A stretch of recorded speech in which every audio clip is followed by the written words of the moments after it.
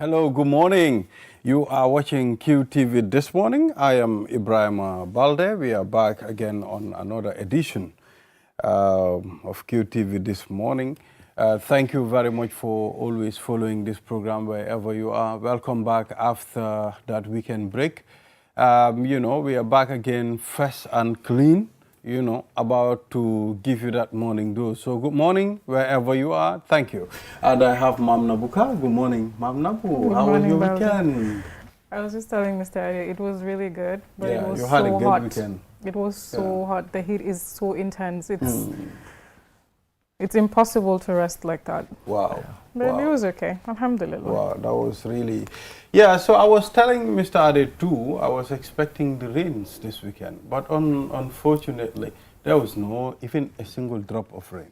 This is true. I'm not sure what this thing is that you guys are talking about called a weekend, because, for me, it's just Sunday. I was here till after 11 on Saturday night. So, you can probably tell my voice is going a bit. But it was good. It was, all for a good cause, the THET Fund Pledge-a-thon, which we'll be talking about on the show. But Sunday, I really relaxed. So unusually for me, I mean, normally on a kind of normal day, I get about 4, maybe 5 hours sleep. I slept till 11:30 on Sunday morning. I was so tired. I think my body would just... You needed that. I needed the rest. So I got up, had a nice shower, and then I was ready and up for the day. I drove around. I usually go on a drive. And luckily, it was dry. I say luckily, it's meant to be the rain season. But it was nice and sunny and hot, as Mam Nabu says. So I drove around, normally drive down to Banjo, back again, just to enjoy the vibes. And you see all these crazy people speeding past you. I'm like, dude, it's a nice day. Take it easy. Take it easy. Eventually, you'll get to your destination. Get to wherever you're going, or next time leave early. Yes, absolutely. So, I mean, you live in a very busy area. That's Costa Road. Costa Road, yeah. Very busy. You have the Costa Road market. You have the flyover there. And the market itself. You have Paradise next door. Right. And the market area itself, the road that leads down to where the market is. It's because of some road works that they're doing. It's really congested, and it's a nightmare. It's extremely bad. And the other time I went there, I was there. And that area is too muddy. Yeah, just the jump. I was going to say, what happens when it rains? I know it must be terrible. It's muddy. I told the people in the house, if you buy food from there, just don't let me know, because it is so nasty. So I was with one of my friends. We visited the Costa Road market, and we were supposed to buy fish. But unfortunately, we couldn't because of the condition of the market. My friend said to me, I cannot buy anything from this market. Anything that I buy here, if I cook it, I'll be sick. You understand? So we cancel buying from that market. I mean, stagnant water everywhere, no control, nothing. Really, I think the council should do something about the Costa Road market. Very dirty. It really is filthy. And we've done stories about it. We've gone to the council. Brikama are the ones who are actually responsible for that. And for some reason, they're saying it's really weird one. They're taking money from them, but they're saying it's not a proper market. It shouldn't be a market. It's, well, don't take money from them. Right. If you take money from them, do it up. Just shut it down for 2 months, clean up the place, concrete the place. It really is not fit to sell food in its current condition. It really is bad. People don't believe me. They can pull up some of the stories we've done in the past about it. But yeah, you're right. It's a really very, very busy area. So we'll take a look at the African code. Then we'll be doing the newspaper review with Mr. Adedrame. Of course, update Glasgow 2026 Commonwealth Games. Momodu Gajega will ended yesterday. Yes, via telephone. Update on the farming season. Don Williams, QTV regional correspondent, North Bank region, and Bakari Balde, QTV regional correspondent, LRR. Will also be torrential rain in URR. Alaji F. Jallo will give us an update, and of course, update on the fund pledge, pledge-a-thon. We'll be also talking to Yasin Sanya. Is it Sanya or Yes, Yasin Sanya and Kumbel Gode. Kumbel Good. Kumbel. Okay. All right. So, Mom Nabu, take us through the code. Okay, today our African proverb says, a man who has not been in the sun does not know the value of the shade. Mhm. This is all about experience, isn't it? I was going to say, I think, was it last week? We had a similar I was about to say, African proverb that was talking about experience. you know, these proverbs, you dress them whichever way you want, but essentially, it's about experience. It's If you all- haven't experienced something, Yeah. then you don't know the value It's of all saying the something. same thing. Yeah, yeah. When you delve into it, Yeah. the conclusion you're going to make is, I mean, the same thing, the same ending. Correct, A correct. cow doesn't know the value of its tail until when it's cut off. Yeah. So perspective and appreciation. Yes. If you don't experience something, it's hard for you to. Yeah, yeah. Absolutely. It's the same. I mean, as Mum said, we had one last week, which was, I can't remember what it was, but essentially, it's the same thing, you know. Yeah. Yeah. So let us not waste much time on the proverb. We can just go straight to some of the stories. But are we going to acknowledge our sponsors first? Yeah, so we'll be right back after the break. The cheapest tariff in the Gambia and enjoy crystal clear calls and super fast internet at the cheapest tariff only with QCell. Rush now and grab your free QCell SIM card today from any of our care centers near you. QCell, the biggest network with the cheapest tariff. QCell Senior Boss. We innovate, others follow. In December 2026, Gambians head to the polls to choose a president, and history may hang in the balance. As the day draws near, every week, right up to Decision Day, QTV will lead the political conversation. And nobody breaks it down like QTV.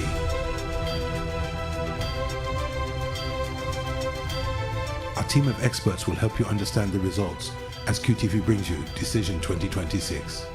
A weekly program dissecting the issues, driving the debate, and giving Gambians a front row seat to the hottest topics for the defining election of our time. Hear differing views, put forward and challenged, manifestos dissected and explained. Stay informed, stay engaged. Stay tuned to QTV for everything you need to know about this year's election. Decision 2026, Thursdays at 9 p.m. Only on QTV.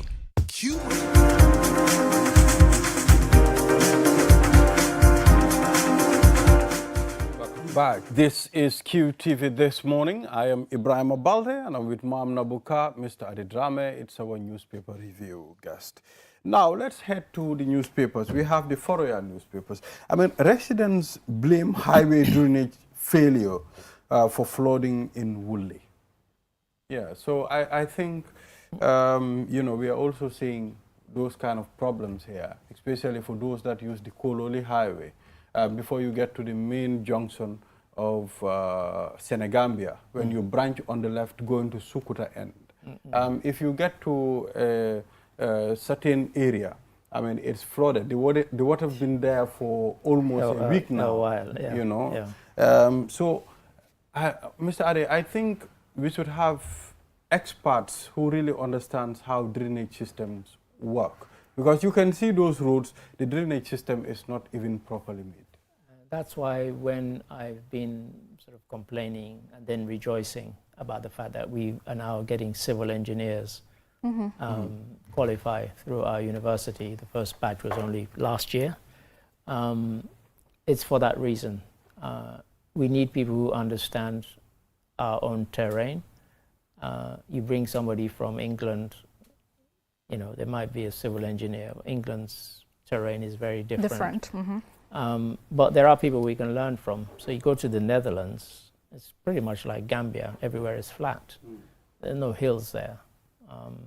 And they've managed to be the most kind of globally accepted people as being the best at dealing with drainage in a flat country. Why don't we reach out to them and say, how did you do it? You know, to me, these are the things that governments should be doing. You know, we go to various agencies and, you know, for aid, for this, that, that. We don't need that sort of thing. Send to the Dutch government, send us 10 of your civil engineering experts who can show us how you did it. and we can learn, or we can send people there. They might not return, of course. We send people there to learn, you know, how to do it. But you're right, you see it everywhere. Everywhere you go and you hear complaints. We got fed up of doing these types of stories because you do one every week in the rain season if you wanted to, or maybe every other day. There's so many areas that have suffered like that. Right. You know, they've done the roads, but the roads end up being a problem rather than a solution. So when it's dry, it's fine because the road's nice and smooth. But when it rains, it's almost as if they didn't think of that when they were building it. And of course, they must have done. But yeah, it's a perennial problem. Well, that is one part of the critical discussion. I have to talk about this because it bothers me a lot. The drainage systems that we do have right now, when you walk by it and you see the amount of plastic and waste in those drainages. How did it get there, I wonder? It's us. Inside it, around it, we need to Yeah. talk about it because even if Yeah. we do have drainage systems in place, the Yeah. attitude that people have to protect those systems. That is the Look, problem. I regularly see, you know, somebody, it's hot, they buy a bit of water, bite the plastic, suck Drink it. and throw it Throw away. it in there, yeah. They don't care. That's the problem. They don't care. It doesn't get there by You see, I'll itself. tell you. Yeah. We, people put it there. You see, Africans, not only Gambians, let's say Africans. I have to stop you there. You know, Talk about not Gambians. not all Africans too, because you. we've seen the likes of Rwanda And you Cape know, Verde. We've seen Cabo Verde. They don't we've even seen- know. They don't even know about throwing rubbish in Yeah, the street. so- They just don't do it. Yeah, I think we need to change the attitude. Yeah, If you and- go to Westfield, Mamnabo, from Westfield going towards Babun Fati, you will be very angry. The things that you see in our drainage systems, you know, very bad situation. Yes, and it's about getting the public Oh my God. beyond just talking about it. For 10 years, I went to Cape Verde every year.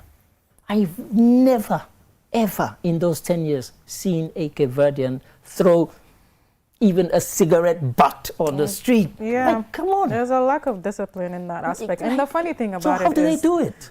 you would see trash cans available and you would still choose to take those plastic items and throw it inside the drainage Trust me. system. I don't understand that. When I was newly here, I hadn't even been 6 months, and I called Talib Bensouda, and I said, you know those bins that you put along the highway? He said, yeah. You know. I said, well, there's one opposite Kairaba supermarket on Kairaba Avenue. I said, I'm sending you a picture. He said, picture of what? So I had finished sucking an orange. I opened the lid to put the orange in, right? The bin was found it empty. The bin was empty. At the foot of the bin, people had discarded mangoes, orange, and I took the picture. I still have it.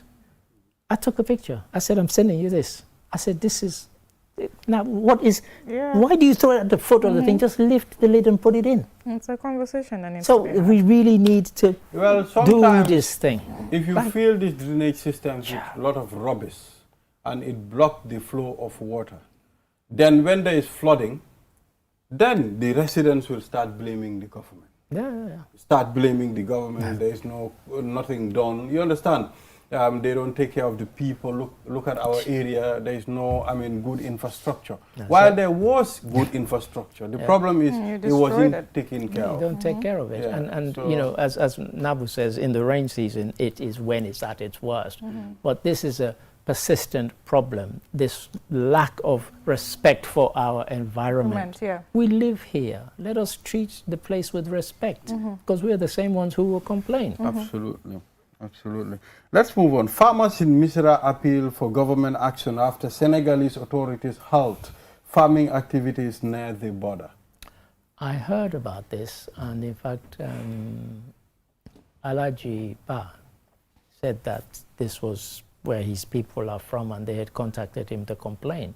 And I was like, this still going on? Yeah. Because, you know, we had been told, oh, you know, we've reached a sort of settlement. I've seen that they reached a settlement. Yeah, but obviously, so- you know, you can reach a settlement at government level, but down at that kind of local level, obviously I not. was expecting, it's the block case, but now it's the Misra case, and other areas as well. So you can see how action should be taken, not only on paper, but these things should be implemented. I'm always complaining about the borders that these colonizers left us with. Look, in a logical scenario, Gambia shouldn't even exist as a country. How the hell do you have a country going straight down the middle of another country? Senegal. Senegal completely has Gambia in a geographical embrace. Just because the Brits wanted the river, came to an agreement with the French, and we have this nonsense that is now Gambia and Senegal. And that's why you have these things. And in some cases, the borders are indistinct. I mean, Troy did a story where he put one leg in Gambia and one leg in Senegal. You can do that in several places around because of how odd the situation is. And some of those people will tell you that, we had somebody complaining because they went to a health center in Gambia here to do a story, and more than 70% of the people who were being treated were from Senegal. They just crossed, and, they're not going to turn them back. So we have this kind of fluid thing. We keep talking about porous border. In fact, we banned the phrase in the newsroom. But that is what has led us to where we are now, where you have these situations where people are intervening and so on. Having said that, I've never heard of a case where Gambian soldiers have gone into Senegal to interrupt anybody or anything. It always seems to be the Senegalese, and that's why people are very, very resentful. Probably Senegal also thinks, okay, I mean, we are bigger than We're Gambia. bigger, yeah. So, I mean, Gambia is bully more of a finger inside Senegal. So all these areas belongs to us.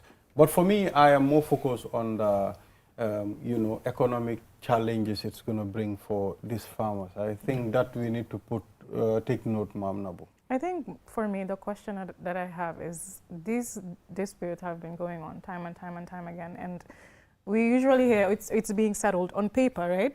So what needs to be done we heard last for week the that gap to be closed on the ground with people, Yeah. people-to-people relations that we have.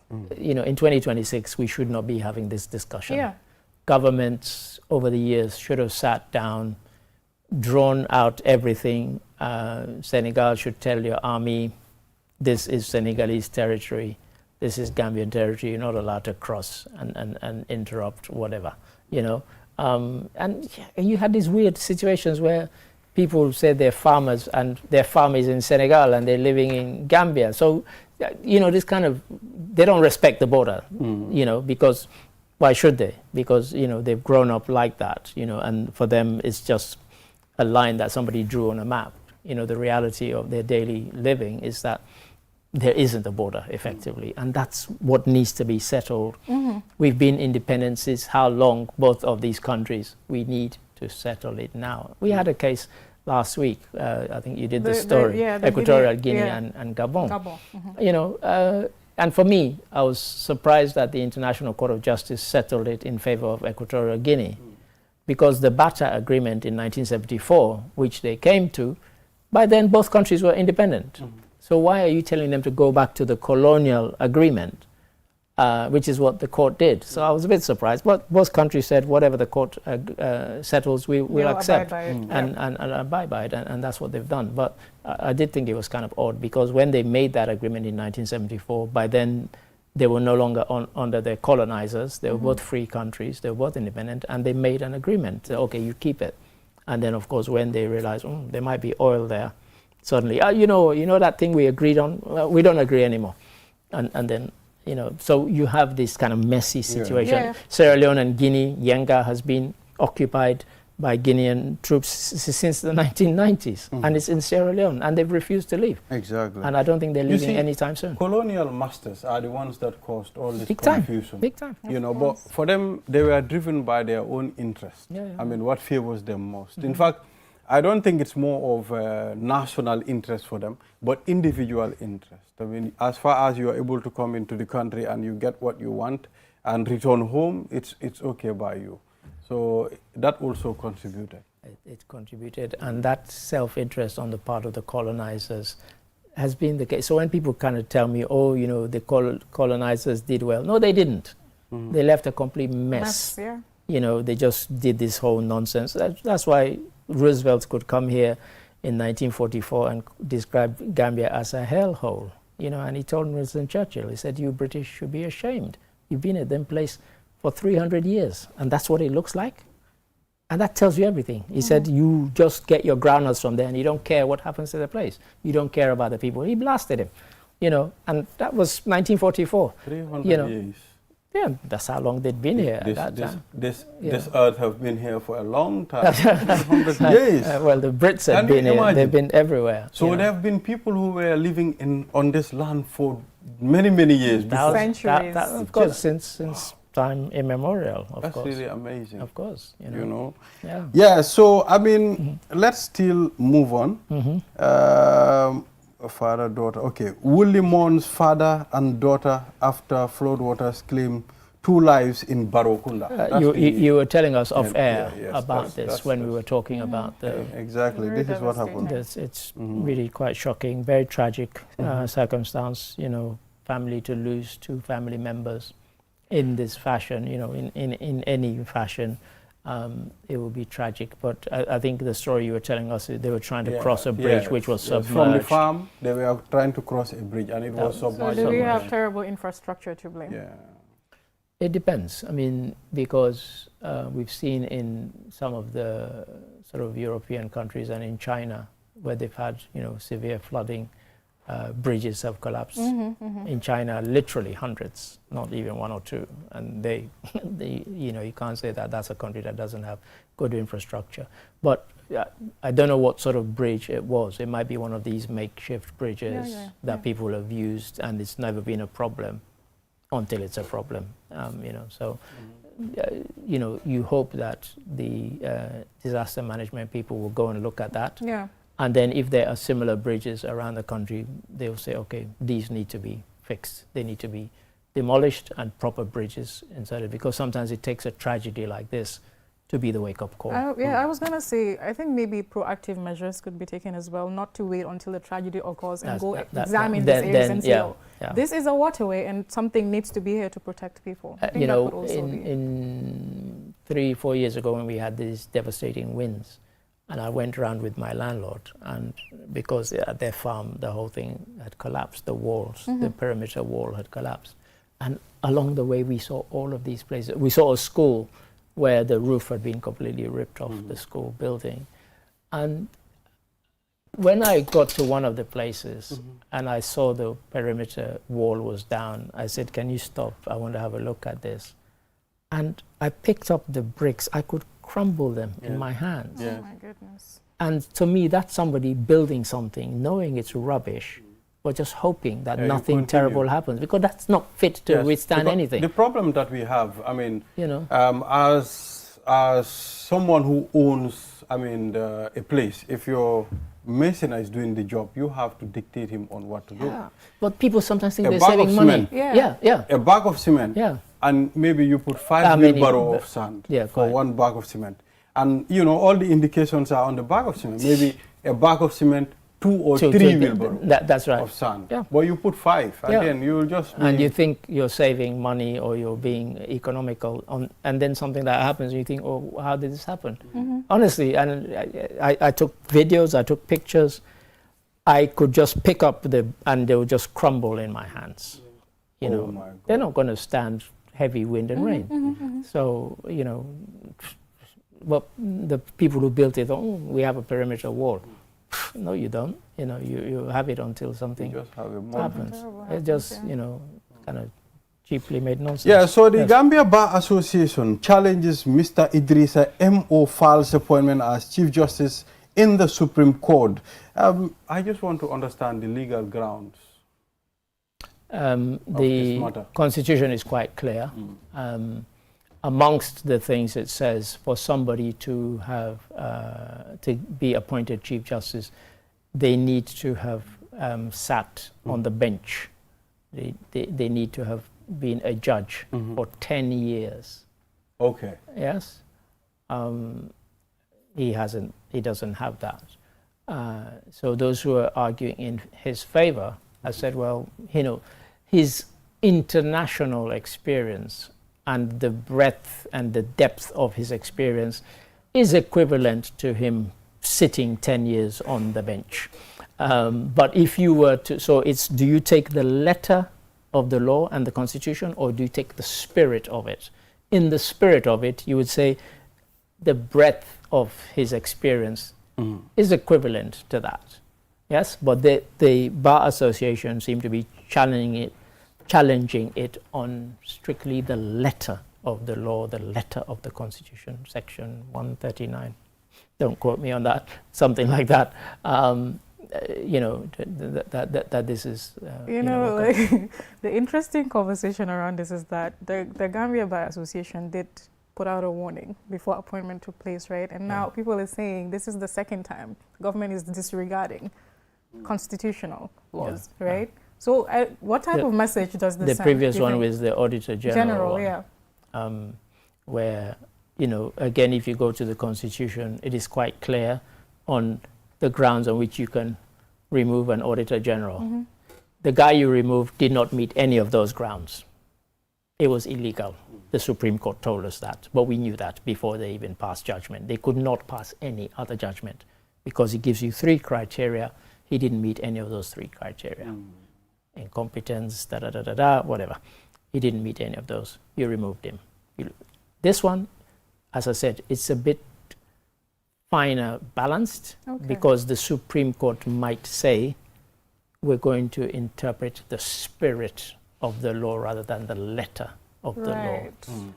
And that's why this case is not as easy to call as that one. That one was crystal clear. It was clear cut. And what's ironic about this chap's appointment, of course, is that just a couple of weeks ago, he and Sherry Blair, Tony Blair's wife, led the case that saved Gambia about $30 million.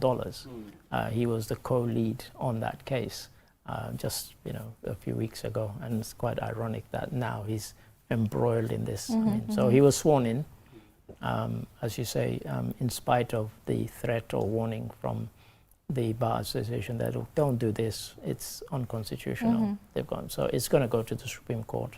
So I want to understand how strong is the Bar Association? What do you mean, how strong is it? How strong? I mean, how strong is their case? To challenge this? Over, I mean, you know, changing certain things in the judiciary? No, I mean, when you say how strong are they, you know, for a case like this, it's a case of how strong is their case. Yes? As Mam Nabu says, we learned when the Auditor General was removed. They said, don't do this, it's illegal. And the Supreme Court ruled that it was illegal to have removed him. Yeah? And as you said, they've done the same warning this time. Don't appoint this guy, it's illegal. But as I say, so in case of how strong are they, well, you know, it's case by case. You know, how strong is the case that you're going to put forward? How persuasive is your case? And I believe that on this one, the Supreme Court have a tougher call to make. Yeah. Because, as I say, do we go by Mr. Fowles' experience, wide international experience, and say that is the equivalent of him sitting 10 years on the bench as a judge, or, you know, so yeah. Yeah. So how is this thing going to affect the judiciary? It's going to be very interesting, because if they lose the case, you are now dealing with a Chief Justice that you tried to get removed. So somebody's going to have to mediate between the two parties and say, you know, look, guys, the Supreme Court has spoken and you have to live together. But it's going to be very difficult, because somebody whom you have said even before they were appointed, we don't think, we think they're appointed. Because even if you lose the case, the fact is you filed a case saying his appointment was illegal, and that will always be in the minds of that individual. And of course of the ones who filed the case. So he's going to take it personally? I don't think he will. I doubt he will. I don't think he will. I don't think he will, because he knows that if it is settled in his favor, life goes on and life must go on. Yeah. So the very people who filed, he'll probably call a meeting and say, look, we had this misunderstanding, you filed this, the Supreme Court has spoken. Yeah? Let's get on with life and let's coexist. There's nothing personal. let's here. move It's, on. it's not personal. Fuel prices rise in August as government increase pump prices. Yeah. So it's going up and down like Norway. It's coming on, it's going off all the time. I mean, few months back, they reduced, I think, $5 is from the price. Now it's rising again. Right, right. Yeah, you know, we're not a oil-producing country, so we're at the mercy of those that are. You know, when maybe in 5 or 10 years' time, when Senegal is kind of properly up and running and even refining locally, who knows, then we should start getting cheaper fuel. At least we hope they'll remember us. Because they will still want to sell it at a commercial rate. Yeah. You know, why should they give special favors to Gambia? Other people will complain if they do that. So it will be quite interesting to see what happens with that one. Because even they themselves, they need a lot of that to pay off the huge debts that they have. So I think there's a lot of anger around what government is not doing to reduce the prices, but I think it's out of their hands really when we are not, we're not you know, an oil self-producing. producer. Yeah. Yeah. So, I mean, thousands and thousands of Moroccans, I mean, crossed over to Spain. Moroccans and non-Moroccans. Yes, and the crazy part is these people are crossing back to Morocco again. What's wrong with them? It's not as... I think people are confused when they hear this. The place Ceuta is actually almost in Morocco. Okay. Yes, okay. It's not very far. No, it's physically on the African continent, but it's still on. It's what was I saying about these colonizers? Yes. They keep this place and say, "We want this, and we'll keep it." So effectively, it's next door. It's all. Here's Morocco. Here's the place we're talking about. They're not crossing. You know, so they just literally jump a fence. Yeah. Oh. Literally, you jump a fence from Morocco into this place. Into Spain. So it's not like you have to swim or anything like that.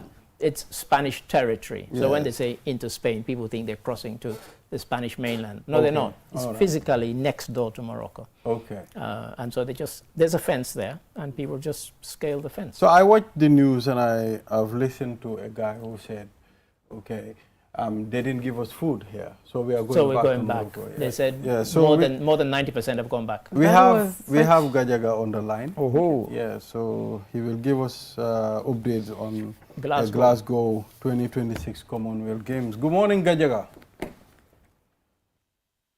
Good morning, Brother Balde. How are you, my brother? I'm very well, thank you. Yes, it's good to have you again on the program. We would definitely like you to give us updates as to the Commonwealth Games. How did it go? Well, the Commonwealth Games is over. Yesterday was the closing ceremony, and the Gambia wins a bronze medal in the Judo 73 kg category on Saturday. Fine Jai was the winner of that Judo category for the Gambia, and it was the only medal for the Gambia. But the 4x100 meters relay team reached the finals. The women's team reached the finals and competed, which is a history and also a big achievement to get to the finals for the 4x100 meters relay. Yeah, that's really interesting. What is the biggest highlights, I mean, during these games? I guess it's in the bronze medal. Yeah, the biggest highlight is the Gambia winning a bronze medal in the judo on Saturday. Like I said, Fine Jai made that achievement successfully 4 years ago from Birmingham, where he won silver. Although this time a medal lower than the silver, this time he settled for bronze because it was very tough for him. In fact, in one of the fights, he was fighting through injury, and then he still had to compete, and eventually managed to get the bronze medal. So that was fantastic. And like I said, for the first time in the history of the Commonwealth Games, especially in the tracks, the Gambian sprinting team of women runners made it to the finals, where you had the likes of Jamaica, England, Trinidad and Tobago, and other nations who usually, when it comes to global sprinting, they are faster. Yeah. So what about Gina Bass? How did it go?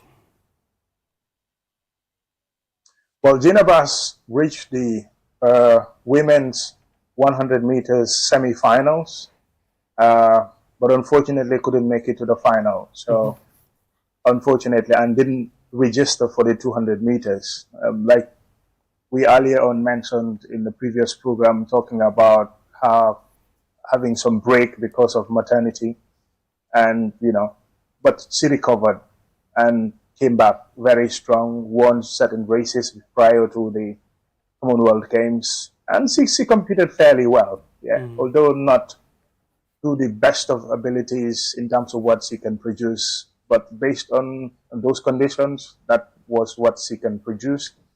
Immediately after the 100 meters semi-finals race, we asked her some questions concerning about her competition, and yeah, she said that was what she can produce at the time, and eventually making it to the semi-finals of the women's 100 meters was a good result, although she would have wished to make it to the final. But she led the team also in making it to the finals of the women's 4x100 meters relay. Yeah. So we have Mam Nabu and Mr. Adedrame. I just wanted to ask on, I think Nimasata Jane was also one of the names that was making highlights. What can you tell us about her during the games? Yeah, Nimasata is a rising star, youngster, coming up when it comes to Gambian athletics, locally groomed and currently training in the Gambia. Yes, Nimasata has been the bright star of this competition. She did fantastically well in the women's 200 meters, going all the way into the semi-finals, and the competition was just fantastic. She produced very, very, very good timings, kept on improving, and eventually made history for herself. So she has been brilliant throughout this competition.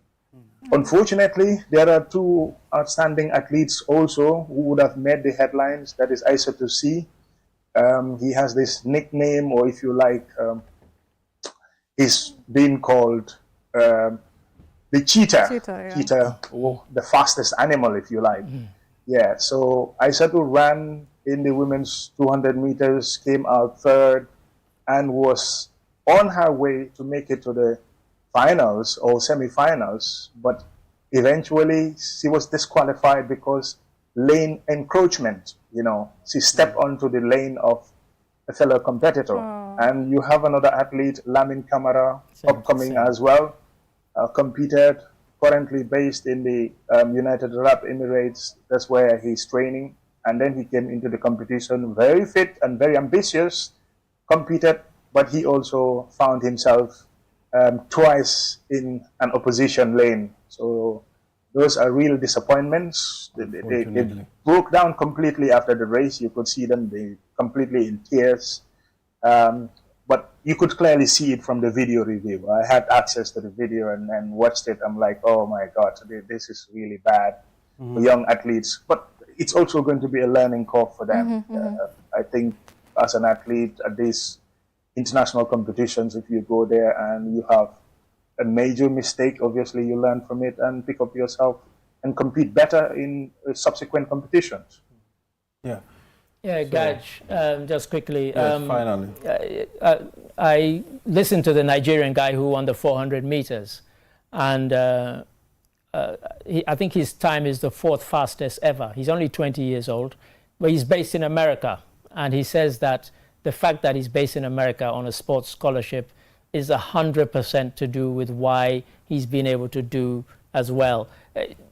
Our athletes, when they spoke and they did the kind of reflection, did some of them think about maybe we need to see if we can get these scholarships or get training abroad if we really want to move on to the next step? Otherwise, we'll be having the same story time and time and time again.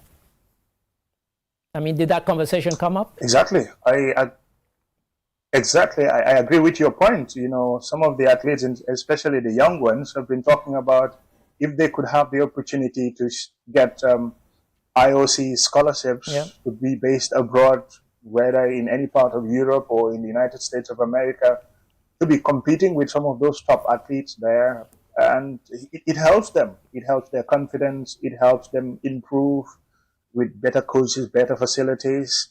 Although we have few, Gina Mariam Basbite currently is in France, based there on scholarship, Olympic Solidarity Scholarship, and also Ibrahim Kamara is also on a scholarship. So we have a few of them, but majority of the athletes, especially the young ones coming up, Aissatou Niman Sata Jaune, Lamin Kamara, those ones, obviously when you get them a scholarship to be based in the United States or to be based somewhere in France or somewhere in Sweden, yes, they should be able to get much better facilities to train on and better coaches as well. So that will definitely help them improve on their time. Yeah. Thank you. Yeah. Thank you, Gajaga, for talking to us on this morning. It's always a pleasure. Thank you. Thank you. Yeah, so, I mean, we've received a message from Ibrahim Jawara, the United States of America. It's the Morocco-Spain invasion. He said it was manufactured crisis to push Spain, perhaps by the US and Israel. Yeah, so this is a message from... I'm not even going to go Ibrahim there. Jawara, yes. I've seen that going around. You've seen that, yes. But we've had similar ones. It's just that this time it was the largest number ever. It's been happening for the last 20 or 30 Over years. 60,000. Yeah, but Yes. As we've said, the majority of them have gone back anyway. So now let's move on to URR, the Upper River region of the Gambia, the biggest, the best, and the most blessed region of this country. I'm just saying this because I'm from URR. That's why it's being blessed by so rainfall. So update on the rains in URR. We have Alaji AF Jallo, QTV regional correspondent in URR. Good morning, Alaji. Yes, good morning, Balde. How are you doing? Very good. How is URR? Well, URR is stable, calm, quiet, and rainy. Oh, yeah. So we would like you to tell us the current situation, affected by communities in the URR. Yes, presently, there was a torrential rain that happened just a few days ago, and it has caused havoc in Woolley, particularly Woolley East. There was that heavy downpour of rain. And eventually, what really happened in that area, according to, we were not there, but actually the information we have gathered, that there were 2 lights that were lost during the floods. So the floods have destroyed, a lot of households, animals, and so on and so forth. But as we speak, those families are undergoing a lot of distress, But as situation is unfolding, we are witnessing the regional authorities are visiting the environment to see and assess the level of damage that has happened within Woolley East and some part of Woolley West. Yeah, I mean, many people are saying drainage problems sometimes can lead to such kind of flooding. We have areas in the Greater Banjul area here without a proper drainage system. So could that be the problem in those areas as well? Yes, Balde, that's an eminent factor too that can lead to some of those problems, because the flash floods of water, if it's not properly given a proper drainage where it can flow and connect to the riverbank, it must find its way to the communities. But according to these ones that has happened, particularly the parent and the daughter, the parent and the child that lost their life.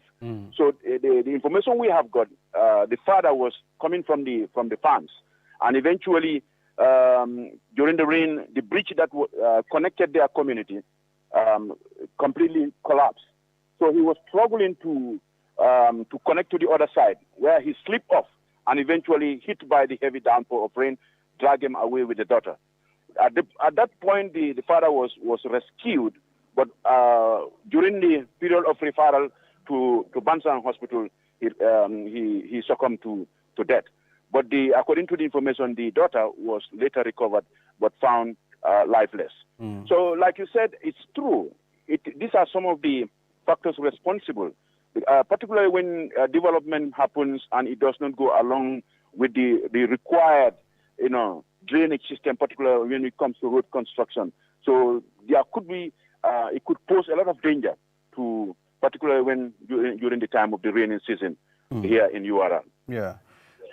We just want to understand what measures have been taken by authorities, at least to prevent this type of incident. Yeah, as we speak, the regional authorities, they are crisscrossing in the region to see, or like I said, to assess the level of damage. We have also seen humanitarian organizations also going round to check what has happened. The National Disaster Management and our regional office have also gone with the Red Cross to make sure that they assess. But at the moment, the only thing that can be is to assess the level of damage. But when it comes to response, we have not seen yet responses that comes from the authorities. But we are pretty sure and hopeful that responses will be done. Yes. But I think to put a remedy to that, it's more important than wait for disaster to happen before responses come. Yeah. All right. So thank you very much. We'll now head to LRR. Bakari Balde, our regional correspondent, is also waiting. Thank you, Alaji Jallo, for talking to us. Thank you, Balde. Yes. So now let's move on. Update on the farming season in the LRR, that's the Jara region. We have our regional correspondent, Bakari Balde. Good morning, Bakari. Good morning, Ibrahim. How have you been, my brother? Alhamdulillah, I'm doing good. Thank you very much for giving us the chance to talk to you. Thank you. Yeah, so how will you describe, the progress of this farming season this year? Yeah, thank you, Ibrahim, for having me. This year's farming season, it looks, lucrative, according to the farmers that I met. So right now, they have completed planting, and they are on the verge of weeding and also spraying herbicides to kill the unwanted plants, that's the weed. So currently, the stage that they are, others are equally applying chemicals to add nutrients to the soil so that the crops will boost up, to produce good yield at the end of the day. Yeah, I am surprised to see, these crops this way. Bakari, what are the main crops that these farmers are planting in the areas you visited? Yeah, the main crops that they are planting are groundnut, push, and also maize. These are the three main, crops that they are growing. Yeah, so let's also talk about the rains. How has it been so far? Is it distributed, fairly across across LRR? Because the people of URR are also complaining there is flood going on at the moment. So how has it been in LRR? Yeah, the rain pattern around this end equally it is good, though there was no flood around this end. But actually, the way the farmers wanted it, they got it like that. 2 days ago, it was, I think on Friday, it was raining throughout the day. So when I asked some of the farmers, was it favorable on their side, they said yes, because it has been at least a while.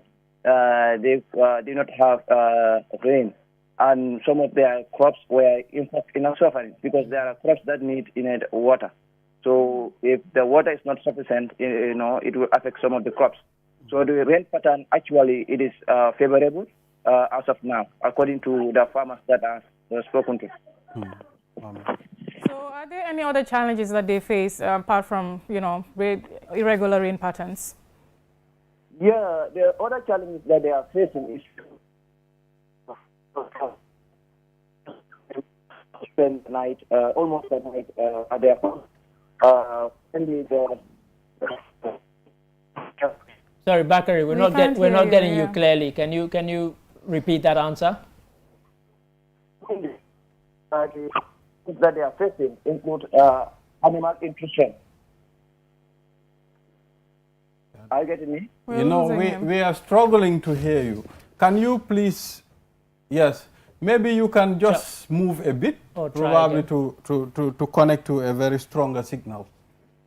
Okay, let me. Then Yes, we are getting you now. You are getting me now? Yes, yes. Yeah, what I'm saying is the problem that they are facing is with animal intrusion currently, Okay. because some of them have to spend the night at their farm, so that at night there will be no animal that will come to their farms and eat up the crops. So, and equally a complaint of having cherry farm, that is early, so the government could supply them with fertilizer as early as possible. Yes, so these are the two things that they complain to me. Yeah, so what lessons have farmers learned from previous farming season, and now they applied, I mean, you know, mechanisms to make sure certain things didn't repeat this year? Yeah, the lesson that they have learned is the weed, how to control the weed. Because last year, some of the farms were eaten by the weeds. So that's why this time around they come up with the idea of spraying herbicides so that they can control the unwanted plants. You know, this will in fact help their crops, you know, to grow very well freely from, you know, the plants competing the nutrients that are available in the soil, you know, so that they can grow very well and they will have the yield that they want.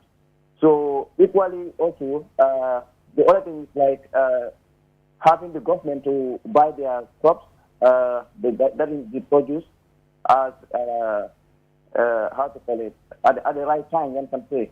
Meaning, if they are done, they will like to sell their crops at a favorable time, and the government also will give them their money at a favorable time as well.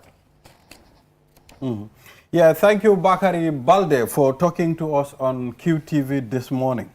Thank you. Thank you, Ibrahim. Now, from LRR, we now move to NBR. We have the only Don on the line, Don Williams of Farafenye. Good morning, Don. Good morning, Balde. How are you? We are good. How is Chaku Bantang? Yeah, thank you very much. Good morning to all of you there. Actually, Chakubanta, we are doing fine. The rain is coming now as expected. Yeah, carry on. Yes, Don. Yeah, Yeah, we can. as the rains improve, I spoke with some farmers about how things are going for the how things are going on their farms. But for the past 2 weeks, 2 to 3 weeks, there was a dry spell which caused concern. But in the last few days, the rains seem to be back to normal. Okay. On performance, when I talk to them about the performance, farmers say crops are growing well so far. Okay. All right. However, there are still major challenges, according to them, that they are facing. Some farmers, especially in Sankala village and Balingo village, along that area, are complaining about poor road access and are calling on authorities for help. Then many also lack adequate farming tools and still depending on manual labor, which is affecting their work. Talking on the inputs, when I ask about the inputs, while some receive seeds from the Ministry of Agriculture, others still struggling for fertilizers. They are complaining, struggling about fertilizers. It's also a big concern for them. Yeah, so I spoke to one rice farmer, a rice farmer I spoke to, who I know was very productive last year. Last year, she told me her entire farm harvest was destroyed by floods with no support. This year, she started again and says what she needs most is equipment so that she will be able to go further. So Don, in LRR, farmers spend the night in their farms to make sure they protect their crops. Those in Farafenni, are they also doing the same thing? Spending the night on their farms. Yes. No farmer spoke to me about that. Okay. This is regarding animal encroachment. Don, it's regarding animal encroachment. That's why they're spending the nights there. Mr. Dick, come again, sir. I'm not getting the line. I was saying the reason they're having to spend the night is due to animal encroachment on their farms. Are you saying that's not a problem in NBR? Yes. Yeah. We do have farming equipment, solely the local ones they are using.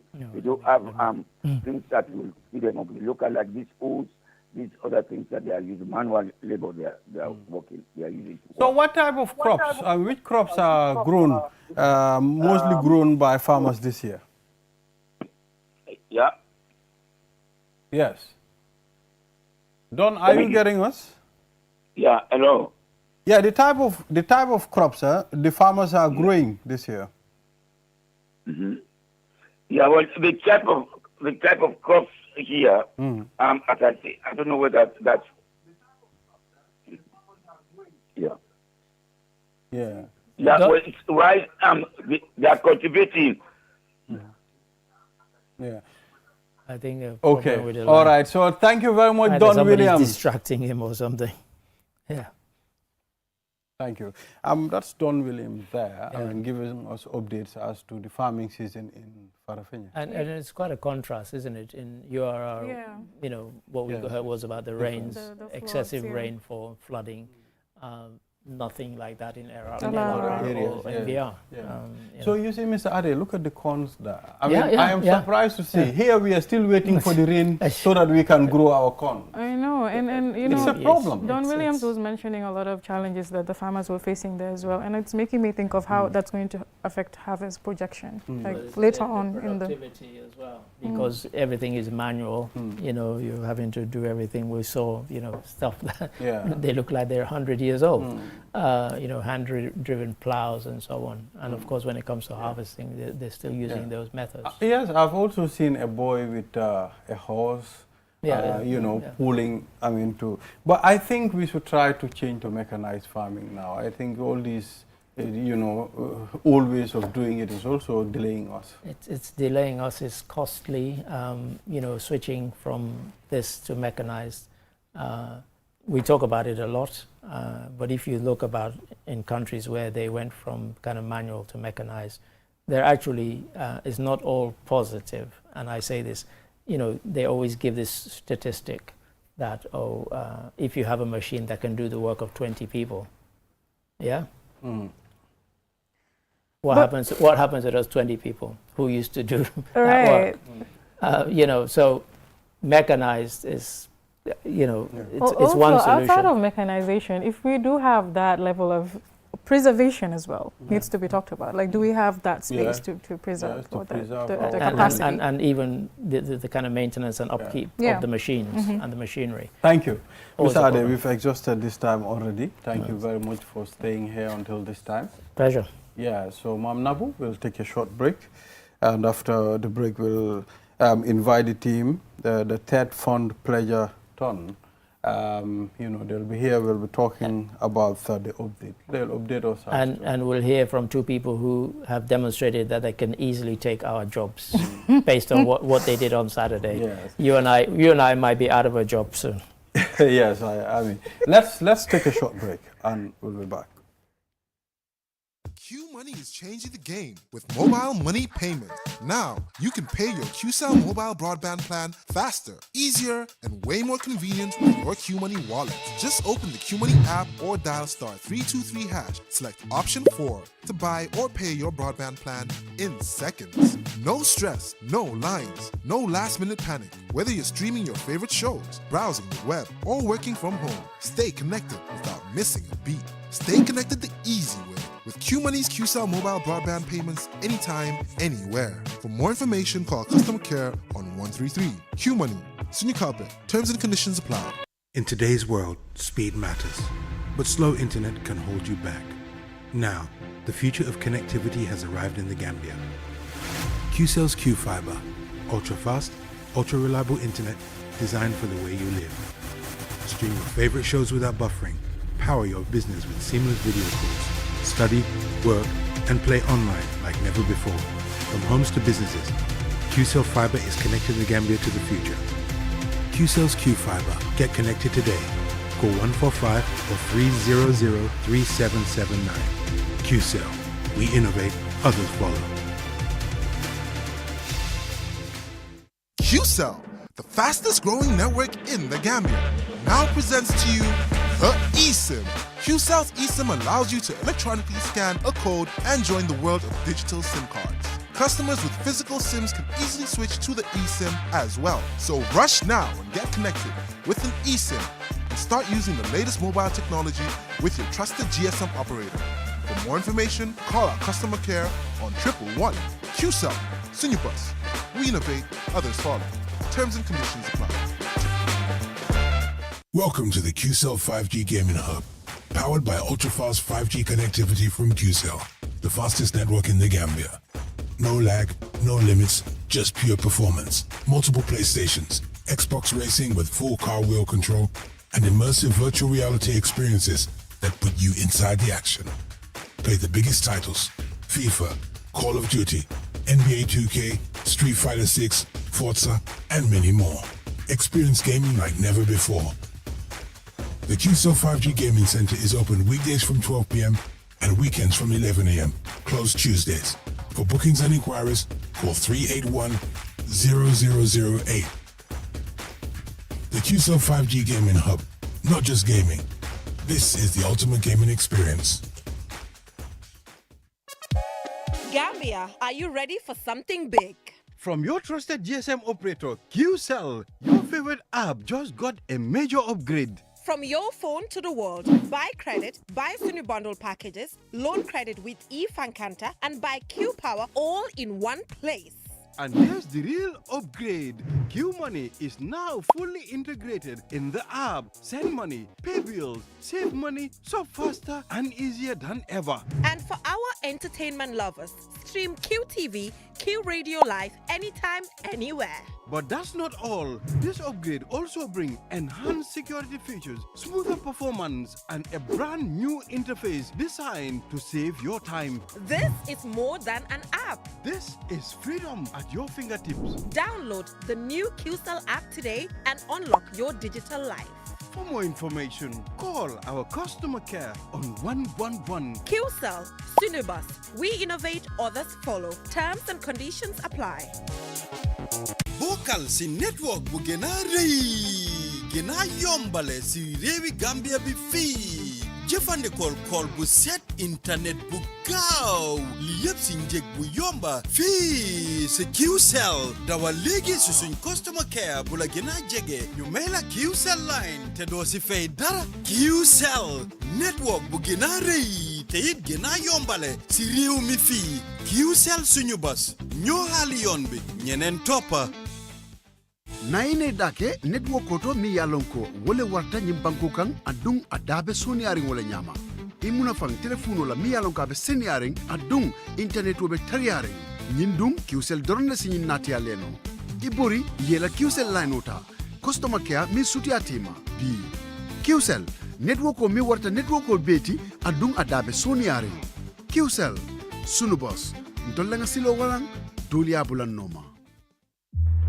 These tracks have become my wall, my arena of victory and fear.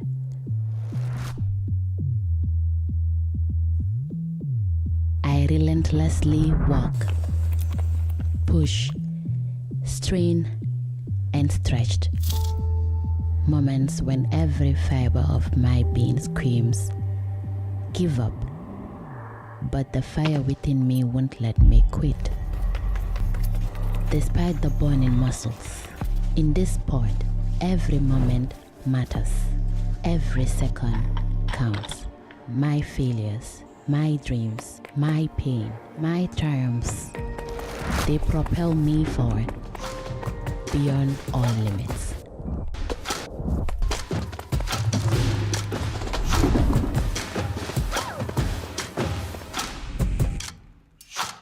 I am Gina Mariam Bass Biti. And this is Sunyu Bus.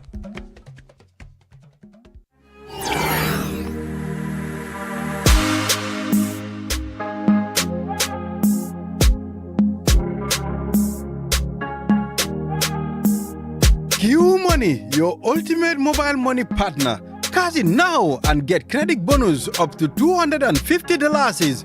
Yes, $250.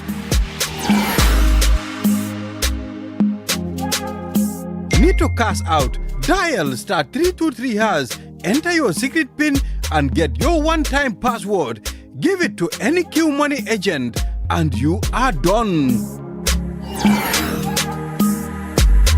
Send money to your loved ones with a few taps. Dial *323#, enter the amount and confirm. It's that easy.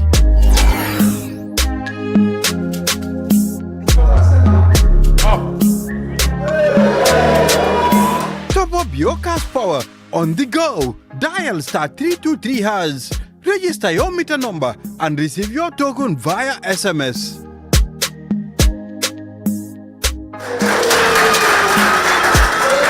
Q Money, this is your calpe way to manage your money.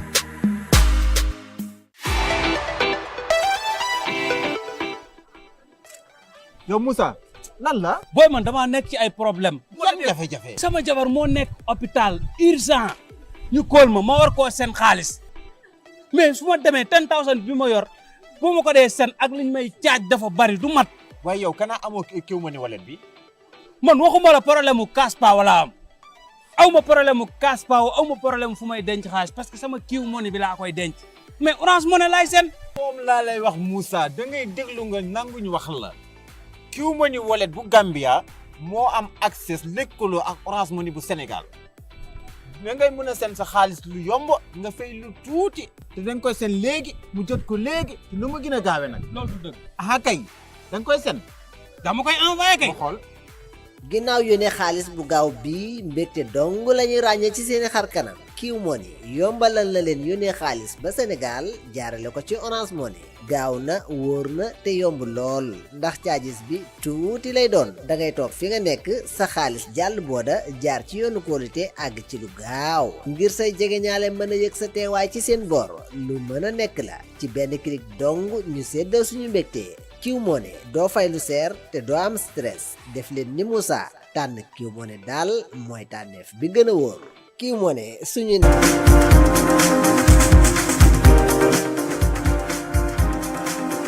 Welcome back. This is QTV This Morning. I am Ibrahim Abalde. I'm with Mam Nabuka, Mr. Adi Drabe.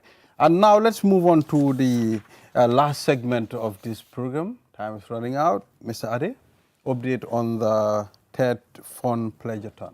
Yes. Very exciting it was too. It was on Saturday. But people might say I'm biased if I say it was exciting because I was the host and my co-host is Yasin Sanya, who is on the extreme left. And we also have Kumbe Good from the fund itself. It was something unusual for the Gambia, but got lots of positive messages. Absolutely. So we will welcome ladies to this program. We would definitely like to know the biggest highlights of Saturday's broadcast. Yes. I think the biggest was quite evident for me during the show when the calls for the $1 million came in twice. Oh, wow. So I think that for me that was the highlight. And so of course people pledged millions? Oh, yes. Oh, wow, nice. And we're hoping that it will continue to come in. So we're still excited to see what comes up this week and subsequent months. Yeah. Sure. Interesting, Mr. Adi. Yasin, what was the highlight for you? I loved the panel, actually. Right. It was great to get those perspectives from other stakeholders as well, too. It gave the public a chance to learn more about what we do at the fund as well, too, which will only help, hopefully, in raising more funds and doing the work. And so the panel was a mix. We had, Dr. Baji, who has his own business, and then we had some students. And we got different perspectives. What I liked, I think, for me was the people who pledged and said why they were pledging, because that was very much in keeping with what the whole evening was about. you know, about supporting education, Yeah. about this is what we need to take our country forward. So yeah. I'm glad you brought that up because I know it's not only about the pledges. So I'm curious to know what are some of the discussions that you guys had to invite in these pledges. Yes, so for one of the companies that came in, that's FP Africa, Yeah. the representative actually gave an interesting story which really explained why Saturday was important, because he was sharing his journey, starting off as an intern and then of course growing and now becoming a sales manager, and you're seeing that those are the types of stories we're trying to replicate. So I think those types of discussion were quite interesting. We also got other companies that came in and also shared the same as well, why they are investing in the Pledgeathon in this way. And it was interesting to hear the different perspective from different companies. So is there a mechanism or is there a particular thing set aside so that you can make follow-ups to these individuals? Yes, so the follow-ups actually start today. Some had already started paying, but we'll continue making the follow-up. So we have the contact information of all of them. So we'll be reaching out today to just get and ensure that the pledges are reclaimed as soon as possible. Yasin, public awareness, why do you think it's significant in this instance?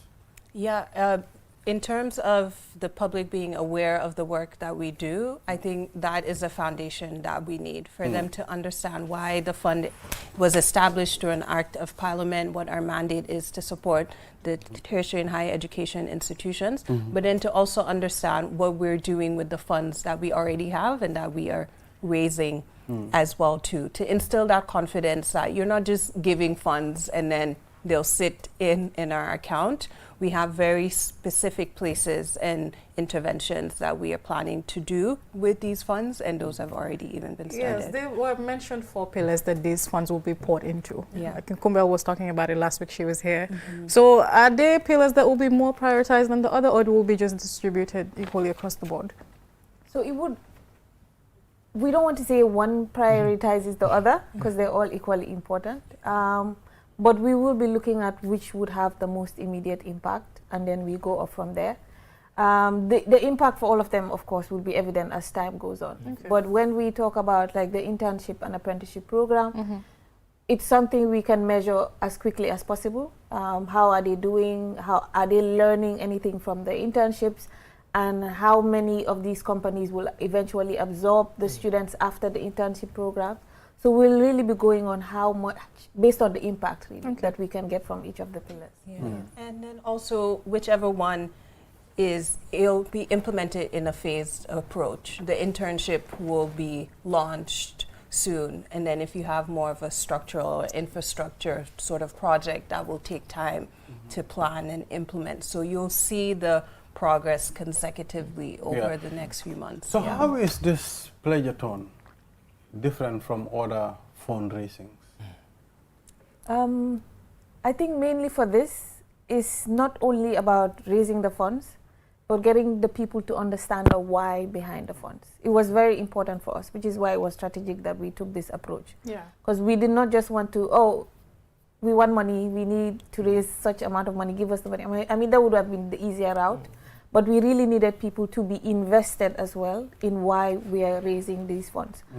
So the awareness raising, us coming here multiple times, or us going to other medias as well, is really just to get the people to understand that this is not just a one-person fundraising. It's all inclusive. As during the Pledgeathon, we received $200.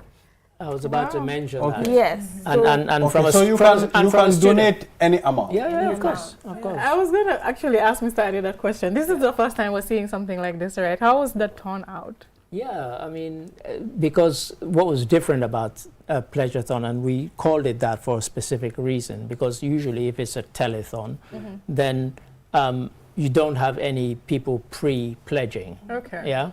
Everybody starts phoning in and saying, I'm pledging this, I'm pledging that. But for this one, we had people who had already agreed that they would pledge, and they were now being public with their pledge. So Kumbel mentioned Aliou Ba, the guy from FP Africa, who started as an intern. I mean, we couldn't even write a script like that, because that was entirely in keeping with the sort of thing that we're trying to, so get across. So for me, that was another highlight. Another thing, and I think we have to mention, is that somebody did contact us and said, why is it all in English? Why is it not in any of our local languages? So that was a sort of, something on our part that we need to think about. But yeah, I mean, the fact that people still, you had students pledging 200, another person 208, and some people used the numbers just to call and say how much they were enjoying it and how much they supported what was being done. So people seem to really embrace the concept. Yeah. So at the end of the time, how will donors, know the impact of their contribution? Yeah, so we will be providing an impact report at the end of the year to at least show progress that has been made. As Yasin mentioned, it will be a phased approach in how we will be implementing. So we won't be rushing everything. The reason I ask is it will help maybe the next phase. Yes, So there will be an impact report published by December to show the progress that we've made and hopefully to record any impact that has been realized through the project. You haven't asked the big question. Yes. How much was raised? How much? I've heard someone pledged $1 million and another one $1 million. So you already have an idea. So $2 million is already there. That I know. So how much did we raise so far? It was 2.7 million, 2,752,000. Yeah. That was on Saturday, right? Yes. That was on Saturday. Imagine we have this thing every Saturday. Don't tempt us. People are aware they can still pledge outside of the Saturday. Yes. So still, is the event that happened on Saturday, is it something that's going to repeat? Or so maybe not it will repeat, but probably not as often as not every week, as Balde is suggesting. But the pledges will continue, and us approaching companies will still continue. So we will be reaching out to companies. This was more of us introducing the project and the work we're doing, and get people to understand why they should come on board. It's a kind of awareness raising, and I think what tends to happen with this sort of thing is that once people say, "Oh, these people have pledged, I'm going to pledge," it can start a kind of snowball effect, and then others come on board and they see why they need to come on board. And that's why I said, for me, the bit where people said why they were pledging, that was very, very important. Yeah. Also, what are you planning to do with some of the concerns that were raised, like Mr. Ade was mentioning about the local languages, because you do want Gambians to be part of the pledges as well? Yeah, for sure. So I was going to say, I mean, even as the program ended, I almost felt like saying, actually, some of the people who spoke might have been more comfortable speaking in local language. Yeah. So perhaps I should have, Yasin and I should have given them that opportunity, because essentially the bit where they're saying why they're doing it, that was like a 1.5 or 2 minute bit. So if you said it in English and you said it in, Wolof, Mandinka, whatever, it wouldn't have taken that long, really. Right. I think also, we'd promised people we were going to end at 11. We didn't quite. We ended at 4 minutes past 11. But that was a small thing. So we were conscious of. Thank you. We've adjusted this time already. So potential donors, what message do you have for them? Yes. Again, see this as an opportunity to invest in the future that we want to see. We always talk about education, and now is the time for us to take action individually. Yeah, so thank you very much for coming on the program. Thank you for having us. And they can still watch it on YouTube, Saturday's program. Exactly. YouTube. So thank you, Ma'am Nabu. Thank you, Mr. Adedrame. Pleasure. Hey, come on. Keep donating. You never know. Maybe my child will benefit from it one day. You never know. Yes. Yeah, so this is all we have for today. We'll be back here again tomorrow for another edition of QTV This Morning. Enjoy the rest of our programs. Bye-bye.